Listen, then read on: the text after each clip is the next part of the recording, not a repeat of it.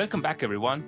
This is Praveen from Work Life with Praveen, and in today's chapter, which is going to be chapter 4 of our series, which is going to cover the complete information about how you can become a good leader or a better leader. And in today's chapter, we will be speaking about team leadership and collaboration. These are the two different pillars within the same category when based on my experience. And like always, I will go through both of them in detail. I will give you very personal examples so that you will be able to relate better. Without further ado, let's get right into it. Now, the first up, which is team leadership.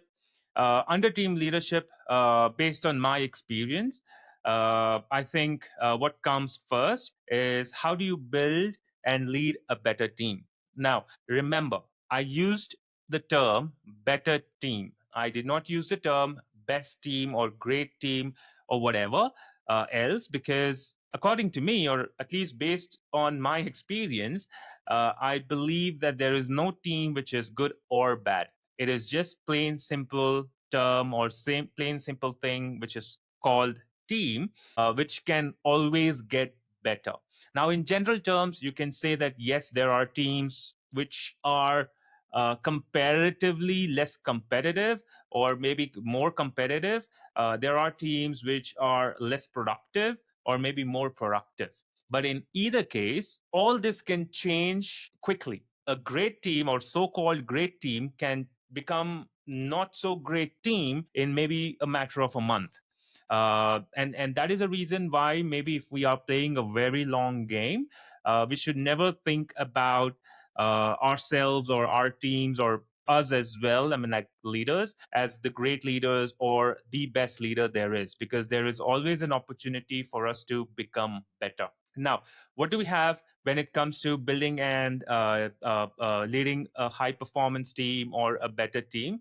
It's basically how do you get involved in making sure that all your team members, which is all of those who are in your span of care, how can they basically give their best every single day? Now, giving your best or giving, individuals reporting to you might not be able to give you their best every single day, because let's agree to the fact that we ourselves will not be able to give our best every single day, even if we want to. The reason for that is we are human beings. We are not robots or we are not machines to be able to remove all the outside noise or all the emotions that probably we are all going through on daily basis. And yeah, I mean, let's say out of 20 or 25 working days, if even if our team members are able to give their best on, let's say, even if on 15 or 16 working days, I think that will be able to make your team better. That will be able to make sure that they are able to perform at their highest level. Now, uh, again, when it comes to help you as a team leader, or let's say you as maybe a manager, or let's say a senior manager or a director, just in general terms, if you're a leader who would want a high performance team, it starts with you. You as a leader have that opportunity, or you have that option to make sure that your team also starts performing the best way they can. How can you do that? Basically, number one, go ahead and start showing how things are done. Don't just speak about it, show them. Let's say if we have a manager or if we have a leader who is always irritated, who is always angry, who is always shouting on top of their voice, or maybe they are just looking restless all the time, or at least most of the times, then that will be contagious and that will be passed on to their team members. And on the other hand, let's say if there is a leader who is calm, composed, and let's say the team members look at him and they say, okay, this person actually is same all the time, no matter how difficult or how easy the situation is. So based on this, they'll be able to take those soft cues or silent cues, and they will try to implement that in their daily work that they do for your organization or for your team or for anything, right? So, first, show them how it is done. Show them that you are there day in, day out, 365 days a year to make sure that you are there to support them. You are there to cheer them. You are there to hear them out. You are there to give your best to the organization that you're working for or the group that you're working for. So that is number one. Number two, the best thing you always do is check in on them on a regular basis. Now, I know managers, I know leaders who try to check into their or check in on their people every couple of days or maybe a week, or there are managers who check with their team members on, let's say, on a monthly basis or on a quarterly basis. Now, there is no right or wrong when it comes to your one-on-ones. There's no right and wrong. There's no specific or defined criteria when it comes to having those very personal conversations in your one-on-ones. The trick is, or the secret is, it's different for every individual. It's different for the manager who is going to be in that one-on-one with their team member, and it depends on the team member himself or herself. Let's say if I'm a manager, and let's say if I'm an individual who would want to speak to my team members once a month. I'm talking about one on one. I mean, you will be speaking to them on a daily basis when you're at work, or let's say if you're working remotely, at least you will check in on them on Teams or on Slack or whatever. But I'm talking about the one-on-ones. Let's say if I'm a manager, I might have a team member who would want very clear direction once a week. Now, that's absolutely okay. As a manager, it's your job to adapt to it and make sure that that individual gets that focus time once a week. Similarly, I might have an individual in my team who would want their one-on-one scheduled once a month or maybe once a quarter. Now, once a quarter might sometimes be a little stretch, but again, I will leave it to you. You can decide what works for both of you best. But once a month is that sweet spot, sweet number, sweet duration that works for most of the individuals. But there could be individuals who are struggling. There could be individuals who would want to listen or hear from you on a weekly basis or on a bi-weekly basis. That's absolutely okay. The main objective for you as a manager or as a leader would be to make sure that you adapt to whatever the need of that particular person is, and you take that one-on-one based on their need. So these are the two important things I would say for you to be able to kind of make sure that your team members are up to the mark or at least giving their best on most of the days that they are working for your group or your organization. Now, the next thing, when we speak about building a better team, the next thing or the next pillar is accountability. How do you bring that accountability in yourself and your team members? And the um, simple thing that I had done or I have done in my 16, 17 years of experience is make sure that the job description or the goal or the objective is very clear right from the beginning. Because let's say if you're driving a car, and I know this is a very, I mean, this is an example which has been shared multiple times already. But let's say if you are driving a car, you'll be able to reach your destination only when you know where your destination is or what your destination is, and only when you know the path to it, right? Now, similarly, if you are able to share the objective or the goal of a particular project or maybe a KPI, it has to be very clear to your team members saying this is what you have to achieve by the end of the week or maybe by the end of the quarter or maybe a month or a year. The more clear you can be, the better it is, because your team member will be able to work on it accordingly. Now, in some situations, let's say if you have uh, someone who is relatively new to the corporate environment or to the career or to the specific role, maybe as a manager, you will have to handhold them at least in the initial few days or few months to basically show them the path, show them that, okay, these are one or two, three different paths that probably you can take. And maybe in this case, because this person is very new, and that person will be little scared, little not sure about which path to take, then maybe based on your experience, you can say that, okay, if I were you, I was going to take, or I would take this particular path to achieve or get to the objective that both of us have decided on. But let's say if I have someone who is more tenured, who has been in the role, who has been in the industry, who knows everything that they are doing, then maybe you just have to tell them where to go. They will be able to figure out the best path that they want to take to be able to reach there as quickly as possible, as safely as possible.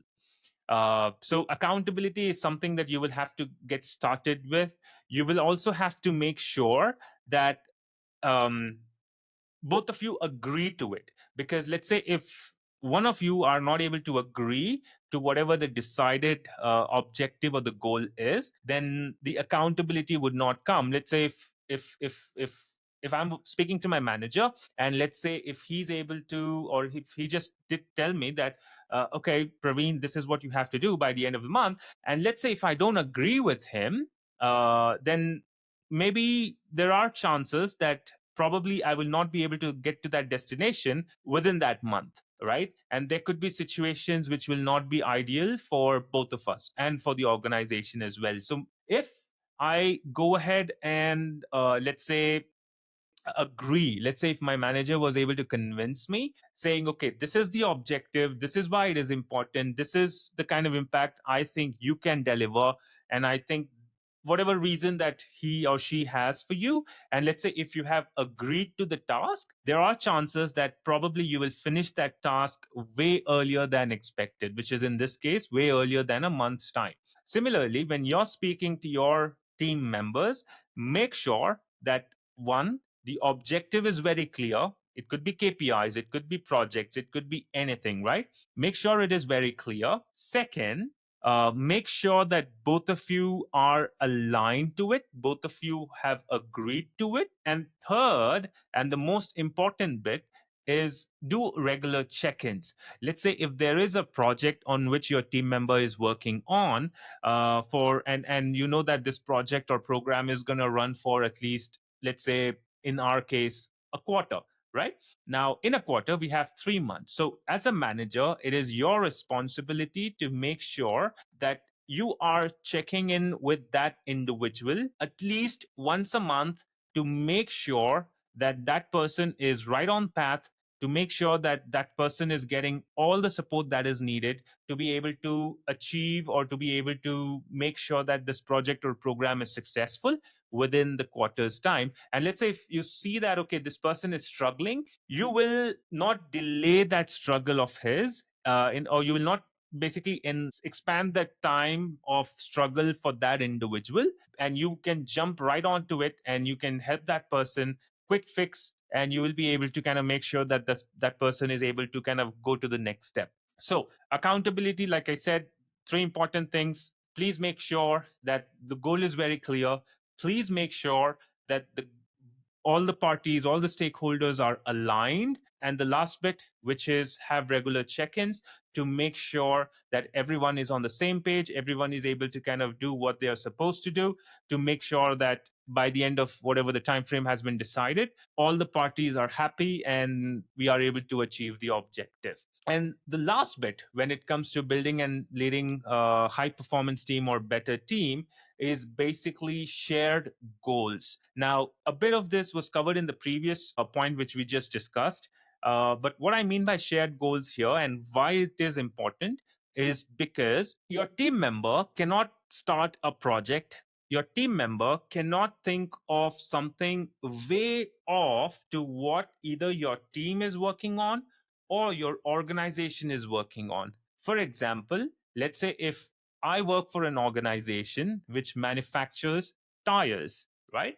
Now, my organization's focus for this fiscal year or this financial year is to work on four-wheeler car tires. Now, and everything has been going well. However, I find one person in my team, suddenly he comes up to me and he says that, you know what? I'm not going to be able to work, or I will not be working on the four-wheeler tires. Rather, I will invest my time on two-wheeler tires. Now, that person might be right. Maybe that person is passionate about two wheelers. Maybe that person is passionate about, or maybe just has an idea to make the two-wheeler tires better. However, that's not something that your organization is focusing on. Maybe that is something that can come next fiscal year or next financial year, or maybe it has been done in the previous financial year, or maybe your team collectively has got an objective to make sure that you manufacture, or your team manufactures at least 1,000 car tires in next 1 month. Now, if you have this one person who is not working on this collective goal or shared goal, obviously the performance of the team is going to decline, and you will not be able to achieve the required output or the required objective as quickly as possible. So in this case, what you have to do is basically make sure that that person is heard. Make sure you listen to the whole idea, or maybe just the reason as to why that person wants to work on two-wheeler tires. And let's say if the idea is awesome, it's a great idea, and you think that, okay, this can be implemented, but at the same time, at the back of your mind, you have a small little thing that is nudging you, saying, okay, no, we are focusing on a four-wheeler or four-wheeler car tires. In that case, you have to be as transparent as possible, as clear as possible. You can tell this person that, hey, you know what, your idea is great. However, it requires the leadership approval, because as an organization, we have, or we want to focus on four-wheeler car tires, and but because your idea is great and I think it can bring in a lot of business to the organization, I will definitely put it across to the board, or I'll put it across to the leadership, and let's see what happens. And you take it to the leadership and share the idea, and just go back to the team member with whatever the outcome of that particular meeting was with your leadership. For some reason, let's say if the organization doesn't want to go ahead with this particular idea, then you ask your team member to just wait until the right time comes, because sometimes, or most of the times, what we've seen, or what probably all of us would have seen, is maybe an idea shared now might not look feasible, or might not make sense to all the individuals whose approvals are needed. But fast forward maybe a year later, maybe the industry changed, maybe the business objective of the organization changes, and suddenly your 1 year old idea is something that becomes very related, and they would want to put as much as budget they can to make sure that your idea flies, and it basically generates a lot of revenue to the organization. So uh, shared goals is very important, because without it, I don't think you'll be able to, as a leader, or your team as a group, will be able to reach the objective, or reach that goal in that decided time. So with that, we will quickly move on to the next bit, which is delegation, which is one of the most important things that you will have to do, or you will have to learn if you're not used to it as a leader. Is That is basically delegation. And the reason why I put delegation here, and why I say that it's very important, it's primarily because it brings in time for you as leader, number one, so that you can focus on a lot of other things that probably you would want to focus on. But more importantly, it will basically help your team members to learn and grow. Now, imagine if I'm a manager who doesn't want to delegate things that I do for whatever reason. Probably I'm not confident in my team members. Probably I don't want to give away the work that I'm doing. For whatever reason, I'm not delegating my work to my team members.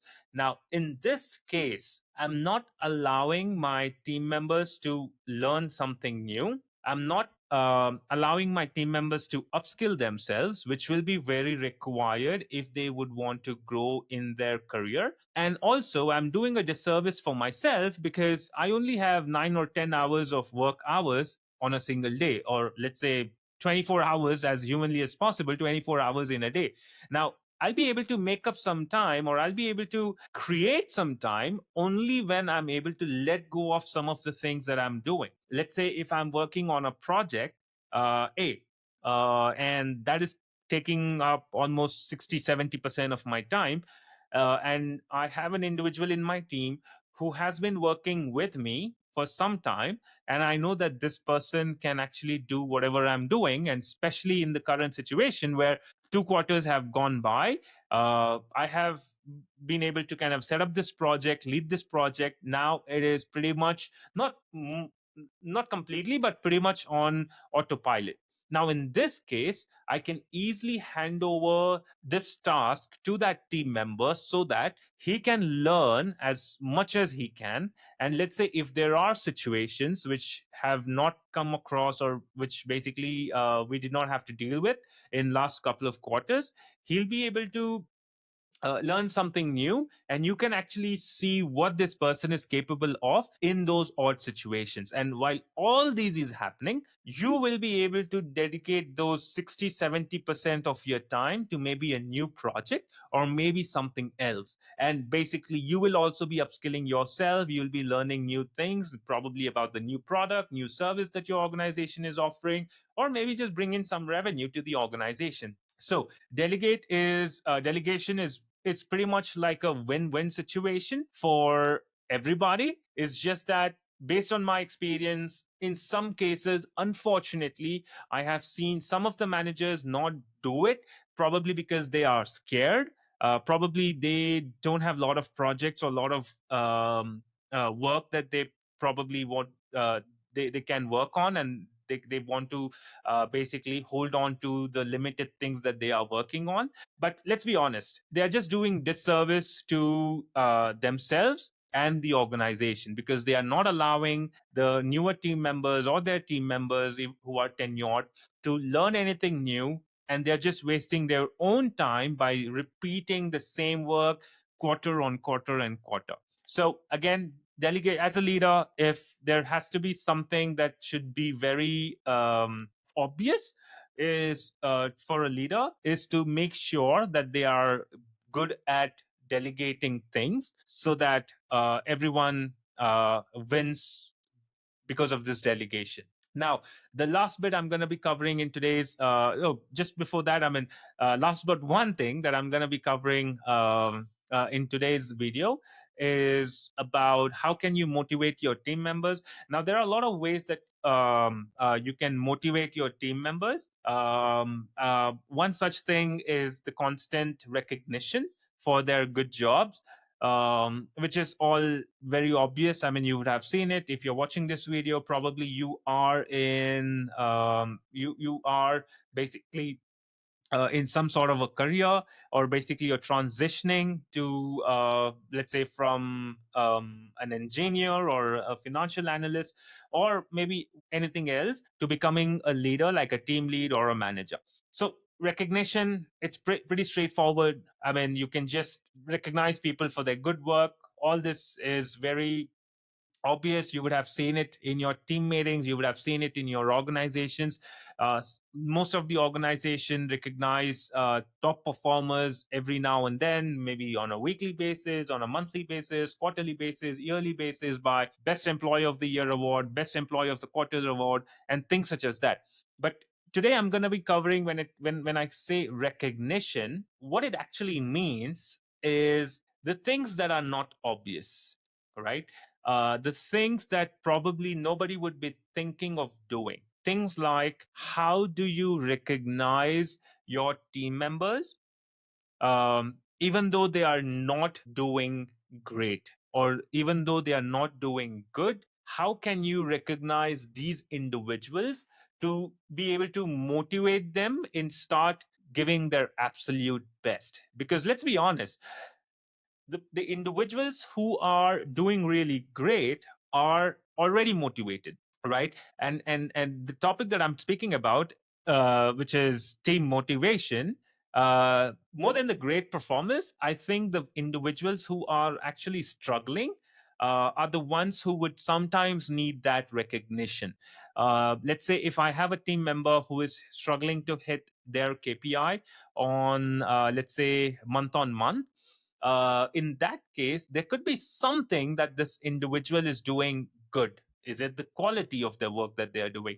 Is it the customer feedback, which is really great? Probably there could be an individual who is working on, let's say, 10 tickets, just an example, 10 tickets in a day, whereas the target is 20 tickets in a day. But out of these 10 tickets, all 10 customers of theirs are pretty happy with the service. Now, this is the part which you will have to recognize. Though this person probably is not meeting their monthly KPIs or metrics, you as a manager, if you are able to recognize this bit in, let's say, your team meetings or in wider department meetings, and you probably give them the space to speak about how they were able to achieve something like this, that will basically motivate them to do things in a better way. And slowly but eventually, you will see this individual taking care of their primary KPIs at the same time. So that is one of the recognition bit which I wanted to speak to you all about, which is how do you recognize individuals who are already struggling so that you can motivate them. There are also ways where you can motivate individuals just by not speaking about their shortcomings in team meetings. I have seen numerous managers, numerous leaders fail to do this, which is good or bad. They try to be vocal about everything in front of everybody. But this will become one of the most demotivating factors for our team members. The reason for that is, as human beings, or as a human being myself, I would want to hear about all the great things in front of everyone. But let's say if there is something where I can improve upon, I would want my spouse, I would want my parents, I would want my friends, I would want my team members to tell me about that particular shortcoming in person, where when there is no one else, I would want them to just tell that to me, so that I know that, okay, this feedback is coming from someone who really, really cares. And this person is not just giving the feedback to put me down in front of a lot of other individuals.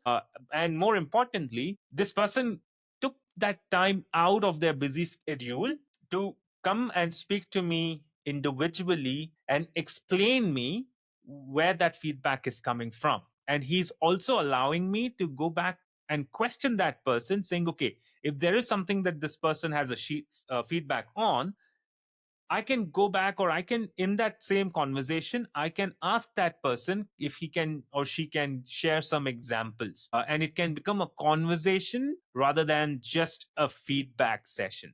So I hope it makes sense. The reason why I don't want to cover recognition part for high achievers, high performers, is because that is very obvious. All the organizations on this planet do that.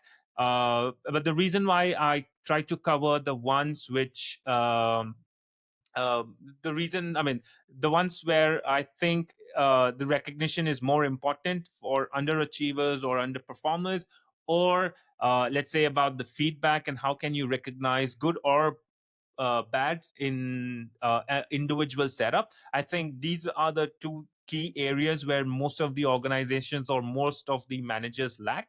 And that's the reason I thought I will be speaking about it in today's video.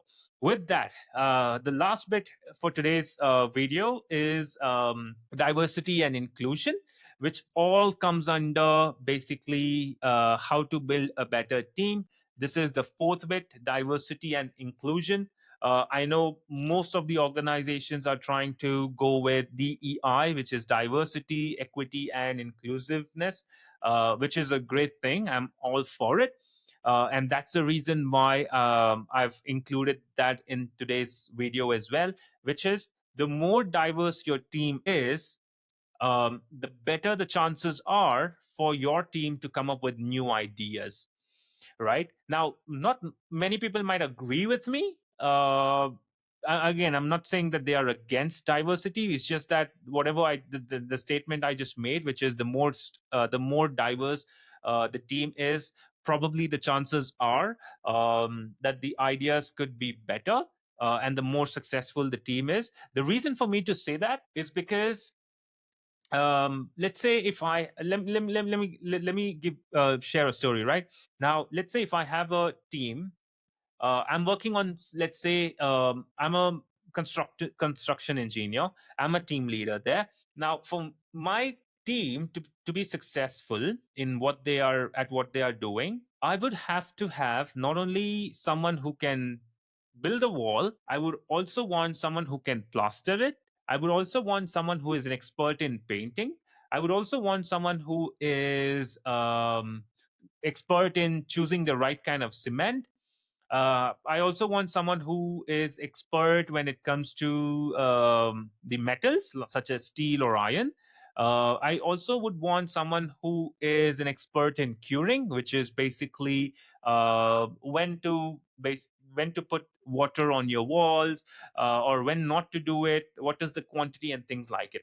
Now, I know this is a very basic example of diversity. I mean, diversity itself, when it comes to the topic, is it's very large and humongous. And probably I can go on and on about it for hours, and it will still not be over. But in simple terms, diversity is something where I have people from all walks of life, different expertise, different knowledge, different cultural background, different belief systems, so that all of them can challenge each other and bring the best out of it, right? Best out of the team. Now, you can say, hey, Praveen, people from different cultures, different organization, I mean, different skill sets, different backgrounds. Yeah, I mean, they can come up with great ideas, but uh, probably they could spend a lot of time in just discussing and argumenting about a particular problem or a particular solution. Yes, and that is the reason why we always say diversity and inclusion, right? We just don't stop at diversity. Now, the more diverse the team is, the more inclusive your team has to be. What I mean by that is the same example: construction site, I'm a team lead. I make sure that my team has all these experts from different walks of life, different cultures, different expertise, all of them. However, if my team and I myself am not inclusive about their ideas, I would not hear maybe an individual who is from a particular culture, or an individual who comes with a particular background. I might not even listen to that person's idea or listen to that person's solution. But if I'm inclusive, though, I will listen each and everybody's ideas to solve a particular problem, and I will, along with the team, take a clear decision in alignment with everyone, to make sure that the team is set up for success, or to make sure that whatever problem we have at hand, we are able to solve it as quickly as possible. So that's the reason why diversity is very important, so that your team can come up with new ideas, because it will have people from all walks of life, different cultures, different background, different belief system. Along with diversity, inclusion has to be there. You cannot just say that, okay, my team is diverse but it's not inclusive. No, that's not going to help. It's as simple as not having a diverse team. You can probably, might as well have one team which is with a straightforward thought or straightforward principle. But if you want to be successful in long term, have a diverse team and be inclusive of each and everybody. Respect them as individuals, respect them as human beings, respect them as respect their background, respect their culture, and you will see how this diversity and inclusion will mix together, and how it will basically set up your, not only your organization for success, but your team as well, and see how each and every individual will become better individuals in no time. So with that, I think I've covered pretty much everything that I wanted to speak about, which is one, again, just to summarize, today's topic was team leadership and collaboration, which is chapter 4 in our leadership series. The first thing that we spoke about is how do you build and lead a better team or a high performance team? How do you develop high performers? How do you develop accountability and what to do about the individuals who are not accountable to the roles? And we spoke about the importance of shared goals. Then we spoke about pillar 2, which is delegation, the magic trick for all the leaders to make sure that they get enough time to do the new things. And also they are able to kind of give that extra bit of work to their team members so that they can learn. And all in all, it's going to be a win-win for everybody. With that, we passed on, or we moved to the third pillar, which is basically motivating teams. I spoke about how do you motivate the so-called underachievers or low performers, and why that is more important than motivating your high performers. And then the last pillar, I spoke about diversity and inclusion, and how both of it play hand in hand to make sure that your organization is set up for success, and to make sure that we as human beings, we as individuals, can get better when it comes to embracing diverse cultures, people from different background, different from people from different belief system, and how to be inclusive about it, because they both go hand in hand, like I said. And without it, I don't think the team will be able to kind of become a good team or a better team, or the team will be able to collaborate effectively. With that, I'm concluding today's video. And if you have liked this video or any of my previous videos, please make sure that you subscribe to my channel, because it's a new channel. It can motivate me sometimes to see that people are really liking what they are seeing here. And let's say if you have any feedback, or if you don't agree with something that I've shared here, please put that in the comment section, and I promise to make sure that I implement that feedback, or basically get better as time goes by. With that, thank you so much for watching, and do great.